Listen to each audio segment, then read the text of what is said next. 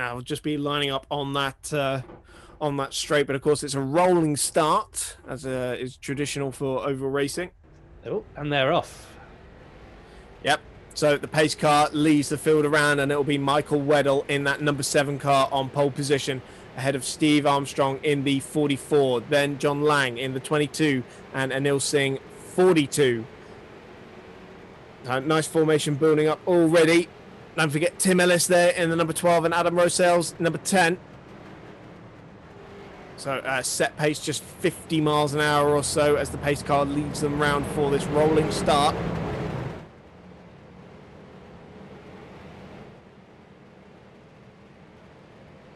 So I wonder if we'll see any bump drafting today, or if we're just going to see them all this pack racing. They're going to some of them are weaving to get their tyres up to temperature. And I don't know if we're going to see any big wipeouts here. I suspect we will. Yeah, they were keeping it fairly under control in the MX5 races, and we'll see what happens when we suddenly give them a load more horsepower and a lot more speed to be contending with at the Charlotte Motor Speedway. Of course, the scene of our last MX5 round a couple of weeks ago. Gave some great racing there, and we'll expect a little bit more on the full oval as we're about to get underway. The pace car is in. Michael Weddle will choose the moment to put his foot down. And there he goes, and it looks like John Lang has got the jump there on Stephen Armstrong, makes the move up into second place. So Michael Weddle leads. There goes John Lang into second. Then a bit of a gap has already formed back to fourth place. And that is Anil Singh dropping out on the high on the outside. Tim Ellis and Steve Ficacci going through there into fourth and fifth. So Ficacci now trying to pick up Tim Ellis as well now for good measure. Still on the high side there is Anil Singh, and looks like number 10 Adam Rosales is about to come through on the inside as well. So Anil Singh going backwards. Number 14 Danny Silva close in there as well, side by side with Richard Molden, who's come up through the pack. And it looked like Anil Singh just made the barriers there as they came up to start the second lap. Yep, he's going backwards very, very quickly indeed. Top three meanwhile, absolute pack. And it looks like John Lang is coming back under pressure from Stephen Armstrong, who wants second place back. Michael Weddle still leaving, but up high is John Lang trying to go for the lead now. Weddle will just edge him out ever so slightly, and number 22 getting a little bit twitchy up there on the high side, and that could be Stephen Armstrong's opportunity. And he's got the line through up on the inside, back onto the banking. And yet, tighter line for Stephen Armstrong, working out nicely for him there. Through on the inside, and he's back level with second place. Michael Weddle still holding out on the lead, just about though. And still high is John Lang, and just edging out ahead. He could just slot back into his second place spot there, but he's now going for the lead, just getting his front arches alongside the rear of Michael Weddle's car. Armstrong got a little bit sideways coming through the corner, so he's lost a little bit of momentum, but now he's picked up the double slipstream again, so he'll be right back up on these guys in no time. Yeah, Lang still hasn't dropped down, has he, from the right-hand side of the circuit, and still going for the lead, and now opening the door again for Steve Armstrong in the slipstream of Michael Weddle. Get back up into P2 there, could he?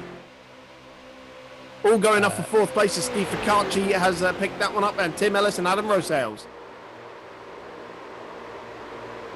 So Lang's still up on the high side. He's still able to go very quickly up there. It's a longer way round, but you can carry a bit more speed, so you tend to drop back a little bit through the corner, but then gauge back up on the straight. So they're still side by side.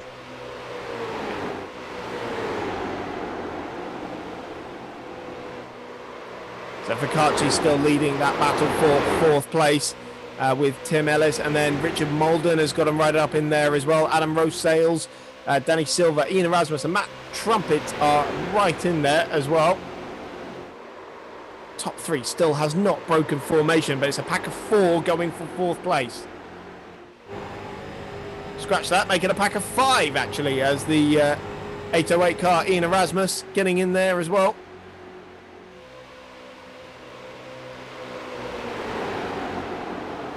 It's has all been surprisingly clean so far. The only one that I could see was Inget Singh, who just scrubbed the wall, and that put him back through the thick. And as I say that, somebody just gone onto the infield. Luckily, they managed to catch that, or they would have wiped everybody out. Oh, got a car off in the background. Couldn't quite make out who that was, but big accident. Looked like he was up on two wheels there at one point.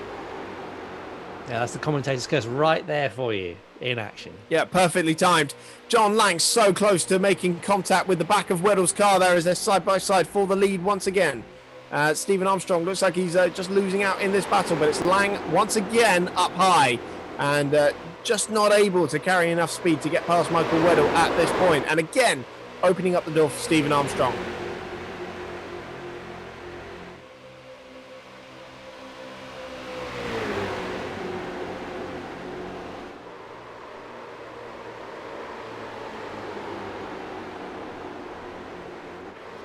So in the mid-pack, we've got Carsten Lenk, and he is on his inside is Richard Spanners ready in the purple and orange car number 20.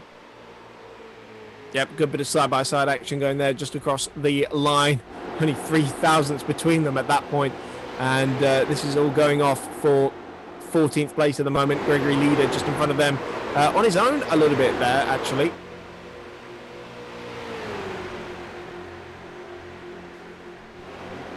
Trumpets currently inside the top 10. It was 9th across the line in that 18 car. He's got a little bit of space, actually 6/10 to Adam Rosales in front of him.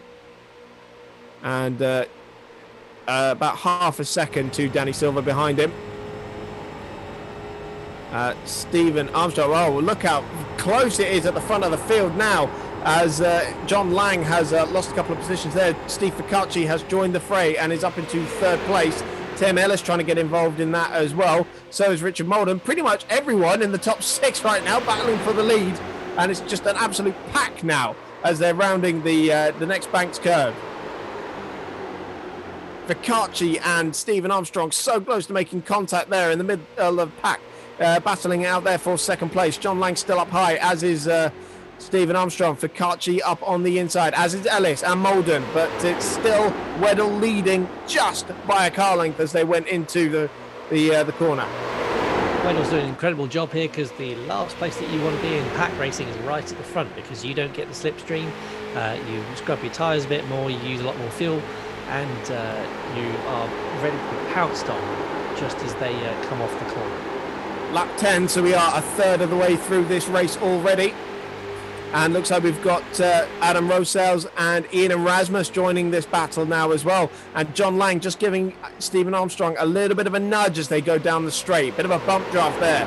Working out a lot nicer than it did for Lando Norris on Max Verstappen earlier in the week.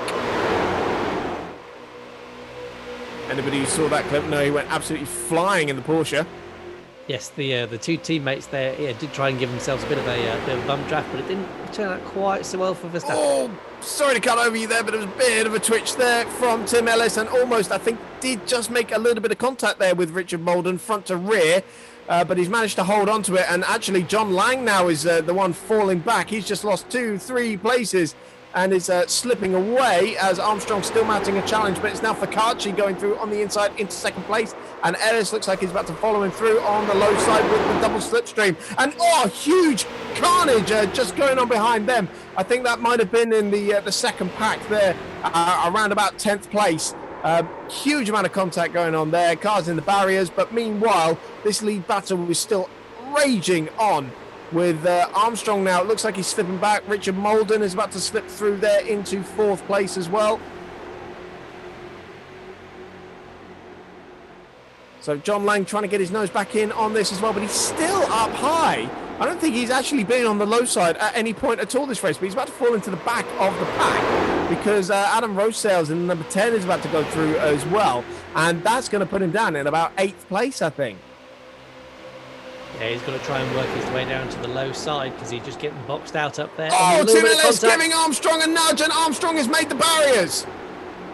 Yeah, he's in the wall. He's going to lost a lot of momentum. That is him. He's out still of going. His pack.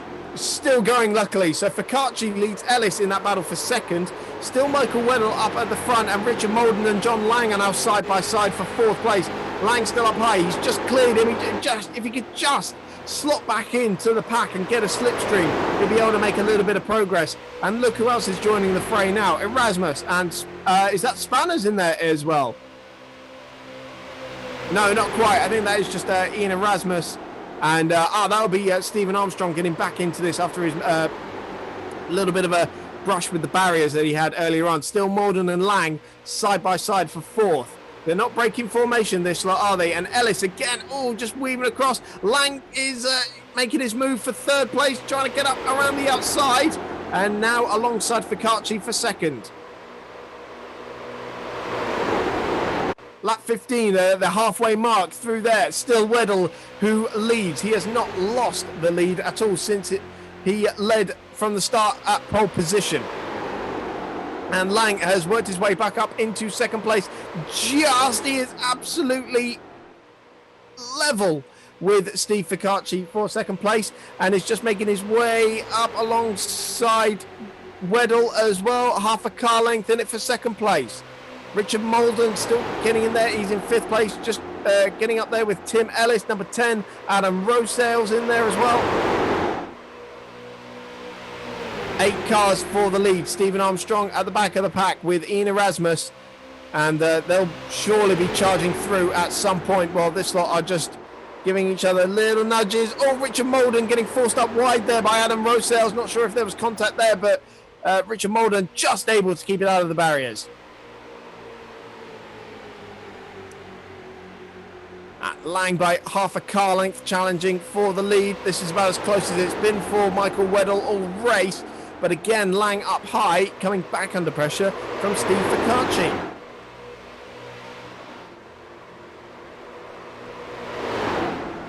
Chris, how's Spanners getting on a little bit further down in the pack? Yeah, so moving back towards Spanners, he is right on the tail of Gregory Leader. These two are alone in their little battle here. So they unfortunately are dropping away from the front pack because they haven't got the slipstream to. Sorry, I've got to cut over you there because Michael Weddle has been pitched into the barriers by John Lang. The leader of this race from start to finish has gone off, and John Lang has made the barriers as well. 2 cars off, and it is now Ficacci who leads Ellis. It's a real shame for Michael Weddle. He was doing so well just to keep in front of everybody there. Did you see what exactly happened there? Did he stick a nose in, or was it just a rear end? I think it was still going through the corner. Well, maybe see a replay on that, but the end result is the same. Michael Weddle, who has been leading so long in this race, all 17 laps so far, and he is out of it. So it was contact with Lang that we saw there, and Erasmus getting involved as well, so that'll be why John Lang lost a little bit of momentum as well. Richard Malden had to take to the grass, I saw, as well, but he has recovered and is in 4th place, although has lost an almighty amount of ground to this top 3. So it now looks like it's a pack of 3 for the lead. Ficacci, Ellis and Rosales. Yeah, and Ellis was looking high, trying to see if he could get past Ficacci there, but he's had to drop back in. He's gone high again. He's going to see if he can work his way around the top there, but Ficacci is keeping a nice low line. It's very hard to get past if they keep it on that on the apron or just hugging the apron there.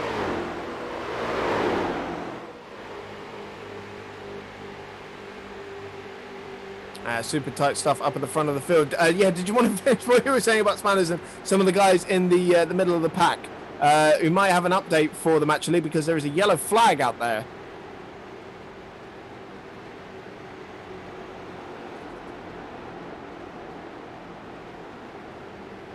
Yes, so Spanners was trying to get past Gregory Leader, but when the yellow flags came out, he was still marginally behind. He was only a couple of tenths behind. So they're all falling into place now. Is that the pace car out, or is this just a full course yellow? Looks like just a yellow at the moment. Can't quite make out who. There's somebody plummeting down the order. Can't quite make it out who it is. We do have the pace car out actually. So. Steve Ficacci will line up behind the pace car, and it's going to be back in formation at the start of lap 21. So still 8 and a bit laps to go, and depending on how long this caution is out for, we could be seeing an almighty finish. So I'll give you a rundown of the order that we have now that they've settled in.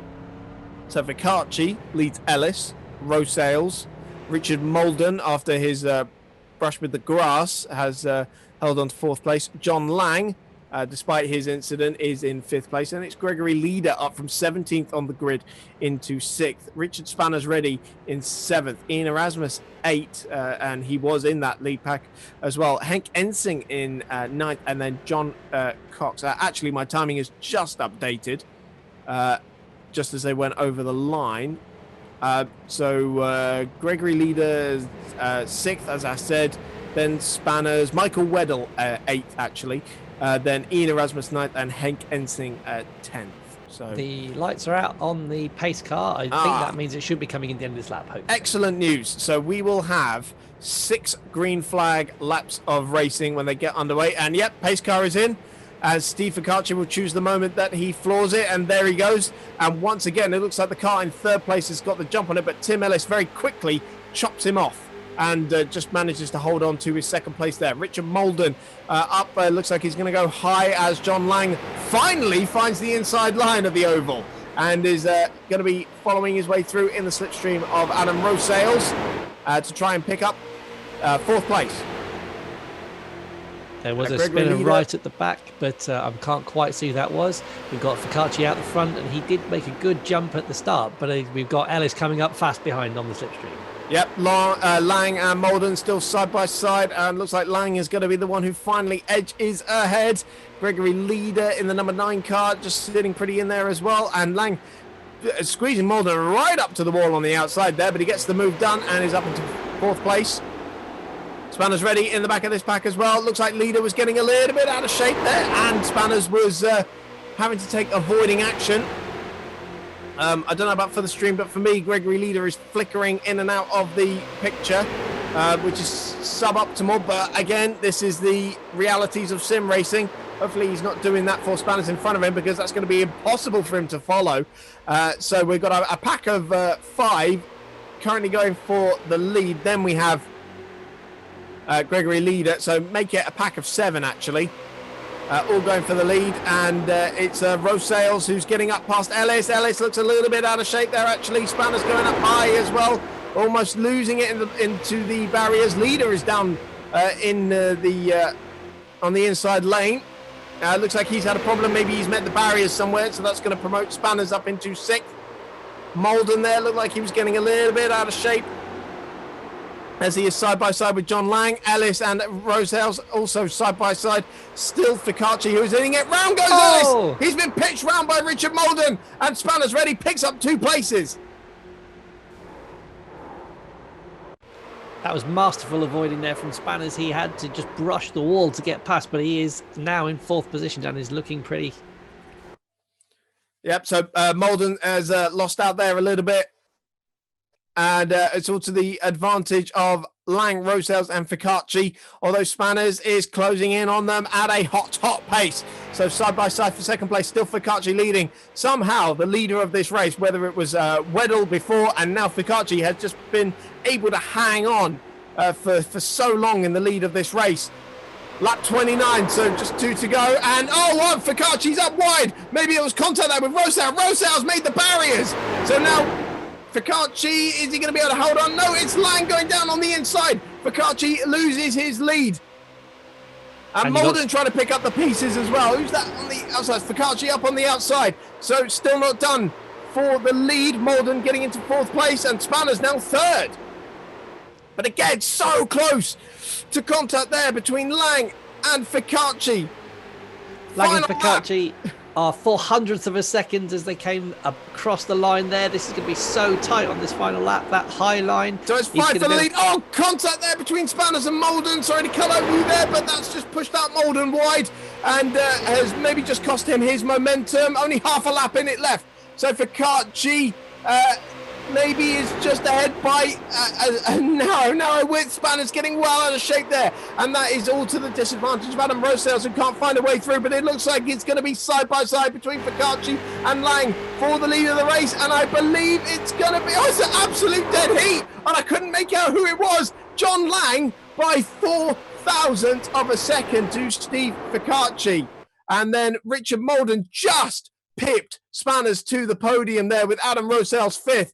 Absolutely dramatic finale to tonight's action there. Wow, that was such a dramatic finish over the line.